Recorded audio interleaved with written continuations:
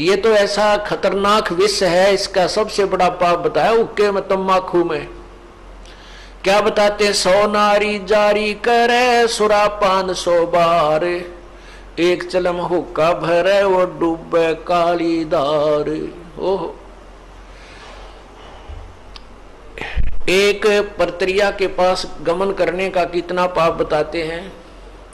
पर द्वारा स्त्री का खोले 70 जन्म अंधा हो डोले, मदरा पीवे कड़वा पानी 70 जन्म सुवान के जानी। और फिर कहते सुरापान मदमासा हारी, गमन करे भोग पर नारी 70 जन्म कटेंगे शीसम, साक्षी साहेब है जगदीशम। ओए होए, परमात्मा आदरणीय गरीबदास साहेब जी अपने भगवान कबीर साहब को साक्षी रख के कह रहे हैं कि जो विकार तुम कर रहे हो ये कितने भयंकर हैं। क्या बताया है कि मदरा पीवे कड़वा पानी और 70 जन्म कुत्ते के जानी। जो शराब पीते हैं एक बार उसके 70 जन्म कुत्ते के होंगे, कंटिन्यूसली 70 जन्म। ओए होए, और फिर क्या कहते हैं? सुरापान मदमासा हारी। सुरापान कहते हैं शराब पीने वाला, शराब पीता है जो, और मांस आहार करता है। और गमन करे भोग पर नारी, जो दूसरे की पत्नी के पास दुराचार करता है, तो उनके साथ क्या बनेगी? 70 जन्म कटेंगे शीसम, साक्षी साहेब है जगदीशम।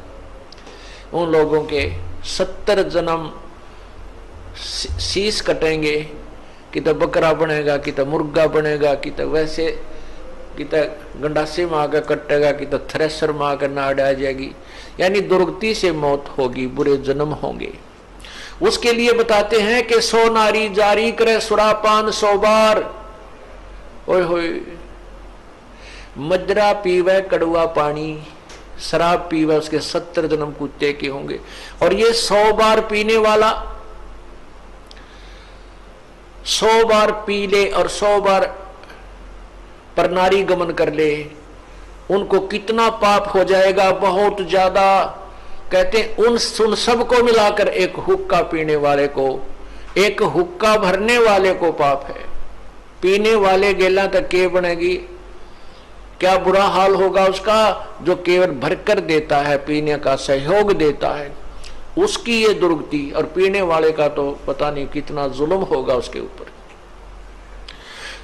सुरापान 100 नारी जारी करे सुरापान 100 बार, एक चलम हुक्का भरे वो डूबे काली धार। इसलिए मना करते हैं कि तुम हुक्का भी भर के मत देना। उन जो पाप कमा रहे हैं स्वयं भी नरक में जा रहे हैं, और उसमें सहयोगी बना रहे हैं अपने पुत्र पुत्रियों को, पौत्र पौत्रियों को, या पुत्र वधुओं को भी आजकल हुक्का भरवाने लगे। तो कहने का भाव ये है पुण्यात्माओं, ऐसी गंदी वस्तु। गरीबदास साहब कहते हैं यही मूल मंत्र तमाकू ना बोई। इस तमाकू से पीछा छुड़ाने का मूल मंत्र है कि तमाकू बीजा ही मत करो। अब क्या बताते हैं? तमाकू कसीदम तमा मस्त है, लुजित नसीरी कुती न कैफ, मरदूद मरहूद मकरूद पीवे शराब, ओगा सरे बिच खाना खराब, कुटन कलाहीन जुग जुग कलेश, सुखन मान मेरा कहता मैं हमेश, तलक सा तमाखू सला घोट पीस, देई नाक नाश कमल में कसीस। कितनी प्यारी बात बताते हैं। अब इस तमाखू में इतना दोष क्यों बताया? इस तमाकू को इतना हानिकारक दोष क्यों बताया? सबसे ज्यादा भयंकर क्यों बताया? इसका कारण है कि मानव शरीर परमात्मा पाने के लिए ही मिलता है। जो पुण्यात्मा परमात्मा चाहते हैं वो मानव शरीर में ही उसकी तलाश खोज और मेहनत मजदूरी करके उस परमात्मा को पा सकते हैं। अन्य इसमें अगर हम भक्ति नहीं करते हैं, परमात्मा नहीं पाते हैं, तो पशु पक्षियों जैसा जीवन ही जीकर हम चले जाते हैं।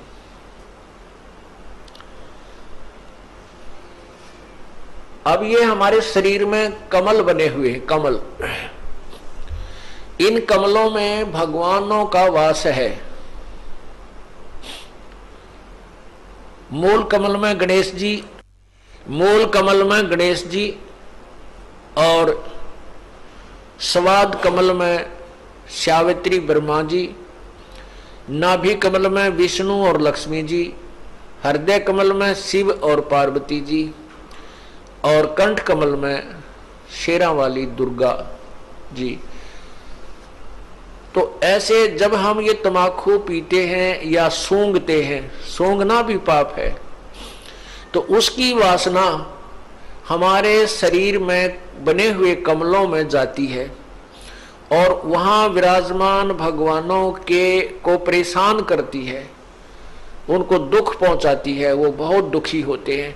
अब जैसे रिश्तेदार आ जावे और उसको कमरे में बैठा के अच्छी रोटी खाना खुना खिला के, और उससे मैं एक छोटे से कमरे में ही और धुआं कर दे,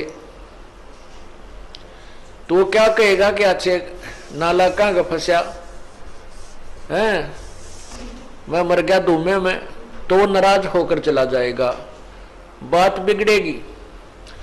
और दूसरा ये है कि जैसे हम तम्बाकू का प्रयोग करते हैं, धुआं बाहर छोड़ते हैं, आप देखिएगा हुक्का पीने वाले के हाथ पर भी निशान पड़ जाता है, और हुक्के की जो वो पाइप होती है उसको भी दूसरे तीसरे दिन साफ करते थे हमारे, ये देखे हमने बुजुर्ग, तो उसमें इसी मोटी मोटी पापड़ी सी उतरती थी, इतना मैल जम जाता था, उसमें गज लगा लगा कर उसको साफ करते थे, धोते थे।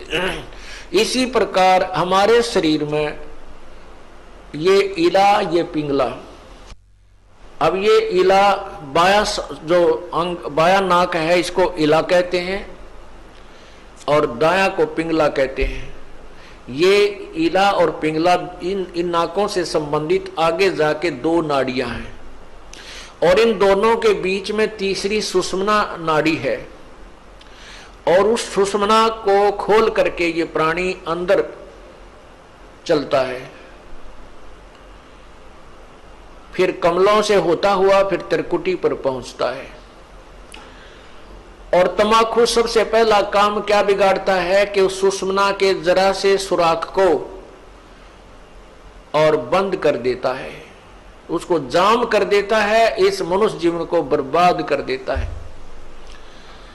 जब ये मनुष्य जीवन के इस अनमोल शरीर को कंडम कर देता है, उस सुराख को ही बंद कर देता है जिसे परमात्मा मिलना है, इसलिए तम्बाकू सबसे भयंकर और पापदायक है। अब पुण्यात्माओं, तम्बाकू पीने वाले घबराओ नहीं कि ये सोचे हमारा तो बंद हो लिया, हम क्या करेंगे, नहीं। ये श्वास का जो सिमरण हम आपको देते हैं, ये इसी काम का है कि इसको पहले उस स्थान को साफ करता है। श्वास के सिमरण से वो उसको साफ करेगा, उस मैल को कति धो देगा, मांझ देगा, और उसमें प्रवेश करने योग्य वो स्थान बना देगा। वो तीसरा जिसको कहते हैं ना, तीसरी नाड़ी, वो साफ कर देगा। तो यहां क्या बताते हैं,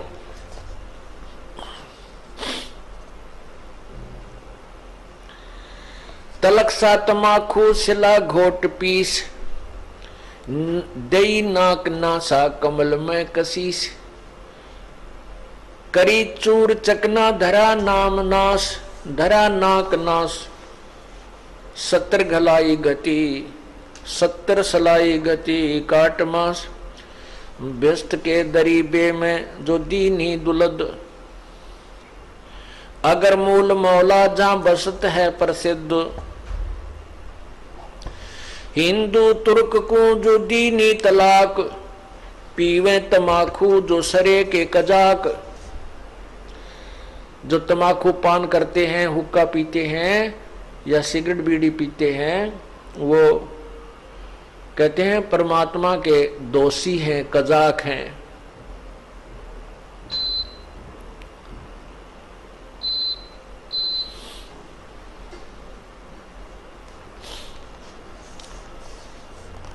अब फिर क्या बताते हैं, हिंदू लोग तम्बाकू प्रयोग करते हैं और उधर से गाय को माता के दर्जे में लेते हैं, गाय को माता मानते हैं। तम्बाकू की उत्पत्ति कैसे हुई? एक ऋषि का साधु था राजा, एक ऋषि का साधु राजा था और एक दिन राजा ने अपने साधु ऋषि को आमंत्रित किया अपने घर पर जलपान के लिए। तो राजा ऋषि ने बहुत मना किया अपनी पत्नी को कि राजाओं का और ऋषियों का कोई मेल नहीं होता, राजा बड़े अभिमानी होते हैं, ये कोई हमारे सिर में दर्द करेंगे। लेकिन वो ऋषि पत्नी नहीं मानी, कहने लगे मेरी बहन कब कब मुझे बुलावे, आप तन्यों नाक चढ़ाया करो, कोई भी काम हो जा। अर्थात ऋषि जी को विवश कर दिया राजा के घर जाने के लिए। अब राजा के घर गए तो राजा ने अपनी जो महिमा बना दिखाने के लिए और ऋषि पत्नी को प्रभावित करने के लिए बहुत अच्छे आहार, मेज पोस मेज का ऊपर काजू किस्मत सेब संतरे कर नाना प्रकार की सब्जी बनवा कर, जलेबी कचौड़ी पकौड़ी दही खीर हलवा सारे व्यंजन लगवा दिए मेज पे। अब आहार किया ऋषि जी ने भी, ऋषि पत्नी ने भी, सब ने मिलकर आहार किया। अब चलते समय ऋषि जी ने कहना पड़ा जी आप भी हमारे यहाँ आइएगा, एक औपचारिकता होती है। तो राजा ने कहा अवश्य आएंगे, कभी समय मिला तो अवश्य आएंगे।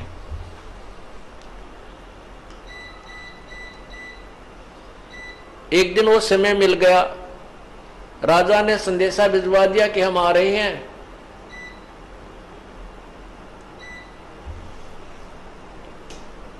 अब ऋषि पत्नी चिंतित हुई कि वो तो सचमुच आ रहे हैं और साथ में ये संदेशा भेज दिया कि मेरे साथ हजारों की संख्या में अंग रक्षक होंगे, मेरे सैनिक होंगे।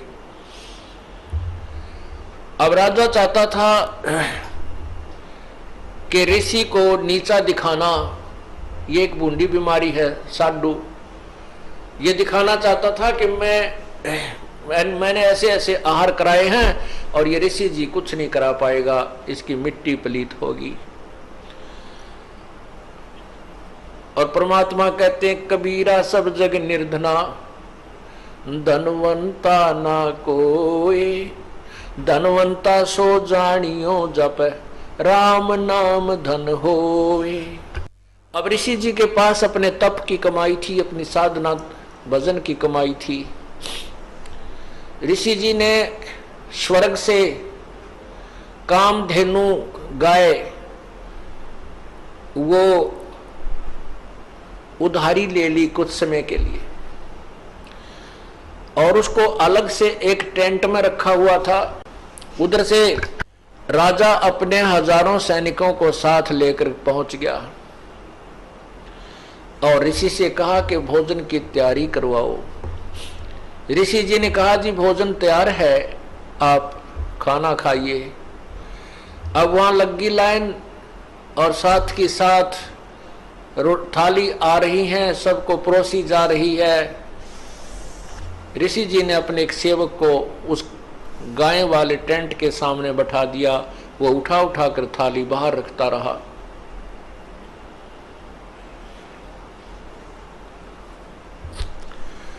अब जब सब सैनिकों ने खाना खा लिया और ऐसा स्वादिष्ट भोजन उन्होंने कभी नहीं खाया था, तब राजा ने पूछा कि हे ऋषि जी, आपके पास ना कहीं कोई भोजन बनाने की व्यवस्था नजर आ रही है, ना किधर को चूल्हा डाल रखा तुमने, ना कोई हलवाई बुला रखा, ये ऐसा भोजन स्वादिष्ट भोजन कहाँ से आ रहा है? तब राजा ने बताया कि मेरे पास एक कामधेनु गाय है और उसमें यह शक्ति होती है कि वो चाहे पूरी पृथ्वी जीव जा भोजन खा ले, पूरी पृथ्वी के प्राणी, तो भी उसका अंत नहीं आता है। तो राजा के अब साधु की यारी दोस्ती इतनी होती है। अब राजा की नीत में खोट आ गया, नीयत में खोट आ गया। उसने सोचा यू कंगाल क्या करेगा इस गाय का, मैं ले चलता हूं, बहुत ज्यादा सेना है मेरे पास और ये गाय सभी आहार करा दिया करेगी। कहने लगा ऋषि जी ये गाय मुझे दे दे, आप क्या करोगे इसकी। ऋषि जी ने कहा ये गाय मेरी नहीं है, मैं उधारी लाया हूं, मैं आपको नहीं दे सकता। तो राजा बोला सैनिकों से कि सैनिकों इस गाय को छीन लो। अब ऋषि सोचता है अच्छा नालायक ये तो जबरदस्ती कर रहा है मेरे साथ। तब उस ऋषि ने कहा हे गौ माता आप अपने स्वदेश लौट जाइए, मैं विवश हूं। इतना कहते ही वो टेंट के ऊपरले हिस्से को पाड़ती हुई और गाय आकाश की तरफ, स्वर्गलोक की तरफ चल पड़ी। राजा ने गाय को कंडम करके नीचे डालने के लिए तीर मारा, पैर में तीर लगा और कहते हैं वो गाय का खून रक्त जमीन पर गिरा और गाय चली गई। तो जहां जहां वो खून गाय का गिरा वहीं पर कहते हैं तम्बाकू की उत्पत्ति हुई। अब हिंदू लोग एक तरफ तो माता को इतना प्रिय मानते हैं, गाय को अपना मां के तुल्य आदर देते हैं और फिर मां के खून को पी रहे हैं। क्या बताते हैं, खो नाम खू का तमा नाम गाय, 100 बार सौगंध इसको ना खाए। तमा नाम खू का, खू नाम खून का और तमा नाम गाय, सौगंध 100 बार इसको ना खाए। तम्बाकू, खून, खू का अर्थ खून, खून, तमाखू खून, और तमा फारसी का शब्द है, तमा माने गाय होती है। तमाखू यानी गाय का खून। खू नाम खू का तमा नाम गाय, सौगंध 100 बार इसको ना खाए ना पीवे। कहते हैं आप एक तरफ तो गाय को इतना प्रिय मानते हो, आदरणीय मानते हो, और फिर गाय के खून से उत्पन्न इस तम्बाकू को पीते हो। जितने भी महापुरुष हुए उन्होंने सब विकारों को छुड़वाया है। अब सिख समाज में तम्बाकू कोई प्रयोग नहीं करता, अभी तक भी उन्होंने इस मर्यादा का पालन किया है। लेकिन और सारी बुराई शुरू कर दी, मांस खावत दारू पीने लग गए। देखो बुराई तो सारी त्यागे पार पड़ेंगी। ऐसे ही मुसलमान धर्म के अंदर शराब नहीं छूते अभी भी, और बाकी मांस खावर होका पीवे। हिंदू समाज में बीड़ी, शराब, तंबाकू और मांस कभी प्रयोग नहीं करते थे। अब हिंदू समाज में कोई मर्यादाएं नहीं रही, सारे काम बिगड़ गए। तो पुण्यात्माओं ये नए सिरे से समाज सेट किया जाएगा और इसी तरह ये समाज सुधार और आत्म कल्याण प्रारंभ होता है। उन महापुरुषों ने भी कठिन प्रयत्न किए थे, परिश्रम किया था समाज को बुराई से दूर करने के लिए। आज भी वही चल रहा है और बहुत निर्मल समाज बन रहा है। छोटे छोटे बच्चे भी ये पूछते हैं, एक बार मेरा हाथ लग गया, मेरे पापा की गोद में बंडल था, महाराज जी मेरा नाम तो नहीं टूट गया। रो रहा था वो बच्चा। मैं कहा बेटा ऐसे नहीं टूटता, वो तो वैसे लग गया हाथ, गंद का समझ लो भाई, गोबर में हाथ लग जा धो ले अपने ने। हाँ उसको उठा के देना, ला के देना, पीने उक्का भरना, उसमें नाम टूट जाएगा, वो खंड हो जाएगा। तो पुण्यात्माओं जो छोटी सी उम्र में इन बच्चों को ऐसा भाव बन गया कि ये इतनी बुराई है कि इसको हाथ लागने से भी हमारा धार्मिक कर्म बिगड़ जाएगा, तो आने वाली इनकी संतान तो कति देवता पैदा होंगी। ये समाज भी सुधर रहा है और जीव कल्याण का मार्ग भी प्रशस्त हो रहा है। खो नाम खो का तमा नाम गाय, सौगंध 100 बार इसको ना खाए। गधे समान कौआ कर्म के कुलीन, और पीवे तमाखू जो काल के आधीन। चिदानंद चित्त में जिस्म दर जहूर, अधम पाप पापी भय सवाना सूर। नजला फिरे नैन बिंद को विध्वंस, नसनाद नाड़ी दम ही नसमास। पित्तबाई खांसी निवास, कफ दल कलेजा लिया है ग्रास। काला तमाखू और गोरा पिवाक, 10-20 लंगर जहां बैठे गुटाक। बाजा न और गुड़गुड़ और हुके हजूम, कोरे कुबुद्धि बीसा है नसोम। बाकी ही पगड़ी बाकी ही नय, और डिब्बी डबोए पर डूबे हैं कै। गुटाकड़ अटाकड़ मटाकड़ लहूर, एक बैठे अड़के एक बैठेगा दूर। इन ओका पीढ़ियां का स्टाइल बता रहे हैं गरीबदास जी। ओका भर के बैठ जाएंगे, एक तो उड़सी बैठ जाएगा, लड़ सरकाइए थोड़ा सौरे ने। एक बैठेगा अड़के एक बैठेगा दूर, और गड़ोड़ गोड़ोड़ गोड़ोड़ कति खूब खींच कर वो तमाखू प्रयोग करते हैं। और आप डूबे और ओके पर बैठ के क्या बतलावें, सब पता है आपको। पता नहीं के बातें शुरू कर देते हैं, राजनीति की, बिराना किसी पड़ोसी की, किसी की हुंडी अच्छी, इस तरह की बातें वहां हुक्का पीते हुए बातें करते हैं। क्या कहते हैं, काला तमाखू गोरा पीवाक, 10-20 लंगर जहां बैठे गुटाक। 10-20 इकट्ठे हो जाएंगे ओके के दौरे के। बाजे न और गुड़गुड़ और हुके हजूम, कोरे कुबद्दी बीसा है नसूम। बाकी ही पगड़ी और बाकी ही नय, डिब्बी डबोए पर डूबे हैं कै। गुटाकड़ अटाकड़ मटाकड़ लहूर, एक बैठे अड़के एक बैठेगा दूर। तो ऐसे शब्द मान मेरा तो मैं तो कहता हूं तो हे, शब्द मान मेरा मैं कहता हूं तो हे, यही मूल मंत्र तमाखू ना बोइए। इस बीमारी से को जड़ से खत्म करने का मूल मंत्र है कि तमाखू बीजना भी नहीं। आप लोगों ने इस तमाखू को बीज का अपने उसका लाभ भी नहीं उठाना है। एक भक्त कह रहा था जी मैं तमाखू बो रखा है, अब क्या करूं, नाम में लेऊंगा अवश्य। मैं क्या करा, उसमें उसको उखाड़ दे, अपना हल ट्रैक्टर से उसको काट कूट दे। उसने ऐसा ही कर दिया। ने बोला जी मेरी यही कमाई करा करता, पर अब तो मैंने इस पाप का पता लग गया, मैं लूखी रोटी खा लूंगा, अपना कोई और धंधा कर लूंगा, इस पाप को नहीं बोऊंगा। तो पुण्यात्माओं, एक चोट सिधारिया जिन मिलन दाचा, जिन्होंने परमात्मा चाहिए और आत्म कल्याण करवाना है, वो एक का दो बात में समझ जाता है। और जिनको भगवान चाहिए ना अपना कल्याण चाहिए, उनको कितना समझा ले वो तो इस प्रकार बताए हैं। कोट वर्ष कर संगत संतों की, पत्थर का जल में क्या भीजे। चंदन बन में रंग ला दे, एक बांस बिटम भी ना सीजे। वो तो फिर से इंसान है, जैसे पत्थर को जल में कितने दिन तक डाले रखो, उसके अंदर पानी का असर नहीं होता। बाहर निकालते ही और उसको आपस में ऐसे लगाओगे, चिंगारी पाटेंगी, उसमें कोई शीतलता नहीं आई। इसी प्रकार जो सत्संग में आने वाले जो कुबुद्धि लोग हैं, जो पत्थर जैसे प्राणी हैं, उनको सत्संग की बातों का असर नहीं हुआ करता। वो तो पत्थर जैसे हैं।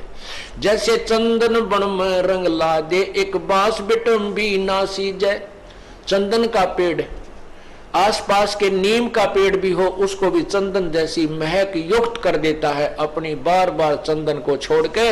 लेकिन बांस के पेड़ के, बांस का जो बांस भी होता है जंगल में, ये लंबे लंबे बंबू, कहते बांस के अंदर उस चंदन की महक प्रवेश नहीं करती। जो पत्थर और उस बांस जैसे व्यक्ति हैं, उनको सत्संग की बातों का असर नहीं होता। बाकी अन्य पुण्यात्माओं को असर हो जाता है, उसका लाभ भी मिलता है। अब क्या बताते हैं कि जो मैं आपको संदेश दे रहा हूं कि बीड़ी शराब मांस तमाकू नहीं पीनी,